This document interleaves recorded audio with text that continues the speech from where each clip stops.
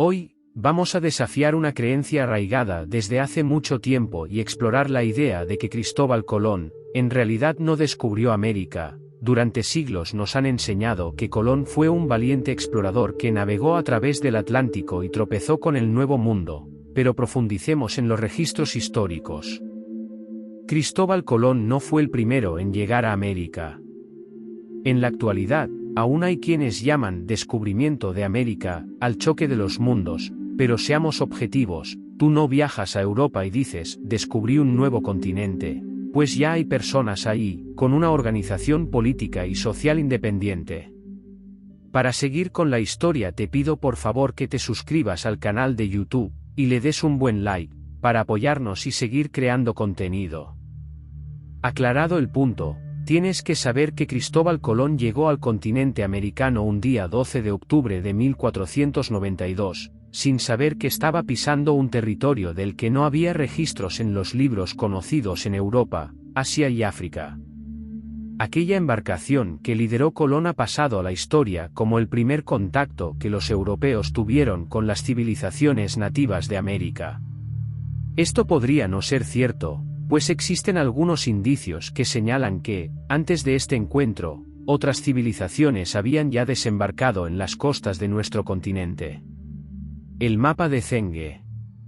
Es un mapa que data de 1418 y que fue elaborado por el aventurero Zenge, en el que se puede apreciar a detalle el contorno del mundo conocido hoy en día, con las imprecisiones correspondientes a su época. La hipótesis que sostiene Gavin Menzies acerca de este mapa sugiere que los chinos tuvieron contacto con las civilizaciones prehispánicas en México, 74 años antes de la llegada de Cristóbal Colón. Esto, en base en la comparación de la ingeniería naval china con la europea durante el siglo XV, que contaba con mayores avances. Por ello, Menzies sostiene que el viaje que llevó a Colón al continente americano fue motivado por una copia de este mapa, que mostraba una tierra desconocida para el resto del mundo. Navegamos más de 100.000 lis, medición china, de vastos mares, a lo lejos hemos visto regiones bárbaras.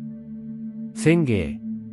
Para mayor apoyo a esta hipótesis, la frase anterior de las crónicas de viaje de Zenge, en la que afirma que ha viajado 100.000 lis, aproximadamente 48.000 kilómetros, es la distancia aproximada de China al continente americano. Asentamientos vikingos en Norteamérica. Hoy ha dejado de ser una hipótesis y se sabe que los vikingos llegaron a habitar por algunos siglos las islas de Groenlandia y Terranova, en el extremo norte del actual Canadá.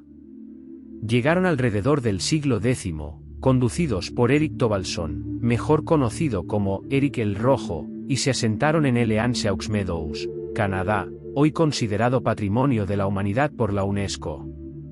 Hoy se sabe que, a partir de 1350, las colonias vikingas comenzaron a declinar, para el siglo XV, fueron abandonados sus asentamientos debido a las condiciones climáticas. Africanos en América. Esta es una teoría difícil de comprobar y fue iniciada por el viajero y coleccionista, saqueador José María Melgar, quien sostuvo que los olmecas, llamados cultura madre, en el actual territorio mexicano, tenían origen africano. Esto, basado en el descubrimiento de las colosales cabezas talladas en piedra. Sin embargo, ya que la teoría es una mera suposición que nace de la comparación de las facciones de dichas esculturas con el fenotipo africano, surgieron otros elementos que la apoyan. Tal es el caso del historiador estadounidense Ivan Gladstone Van Sertima, quien argumentó la leyenda del príncipe Abubakar II que, según él, pudo haberse embarcado hacia el Nuevo Mundo en 1311.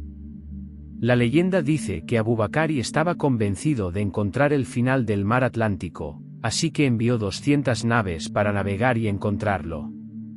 Solo regresó una, y sin embargo no se dio por vencido, por lo que él mismo partió con 2000 naves más y jamás regresó. Hasta hoy no se ha hallado evidencia alguna que sustente la hipótesis y las coincidencias entre africanos y olmecas pueden no ser algo más que eso, coincidencias. Entonces, ¿por qué seguimos atribuyendo a Colón el descubrimiento de América? Bueno, se debe en gran medida al contexto histórico de los viajes de Colón y al impacto que tuvieron en el mundo cuando Colón zarpó en 1492, su destino previsto era Asia. No América. Esperaba llegar a las lucrativas rutas comerciales de especias navegando hacia el oeste en lugar. Cuando Colón llegó al Caribe, creyó que había llegado a las afueras de Asia. Llamó indios a los indígenas que encontró, pensando erróneamente que había llegado a la India. Este nombre inapropiado se quedó, y el término indio todavía se usa hoy para referirse a los nativos americanos. Es importante señalar que el propio Colón no fue la figura heroica que a menudo imaginamos que era. Sus acciones hacia los pueblos indígenas fueron a menudo brutales y explotadoras. Esclavizó a muchos nativos y los sometió a duros trabajos y malos tratos. El legado de Colón y la posterior colonización de las Américas se ve empañado por estas injusticias. En los últimos años, ha habido un movimiento creciente para reevaluar y reevaluar la celebración del Día de la Raza. Muchos argumentan que en lugar de honrar a Colón como una figura heroica, debemos reconocer y celebrar el Día de los Pueblos Indígenas para reconocer la rica historia y contribuciones de las culturas nativas americanas que existían mucho antes de la llegada de Colón. Entonces, mientras que los viajes de Colón fueron significativos en la configuración del curso de la historia, debemos reconocer que no descubrió América en el verdadero sentido de la palabra. Las Américas ya estaban habitadas por diversas culturas indígenas, y hay evidencia que sugiere que otros exploradores habían llegado a estas tierras antes que Colón.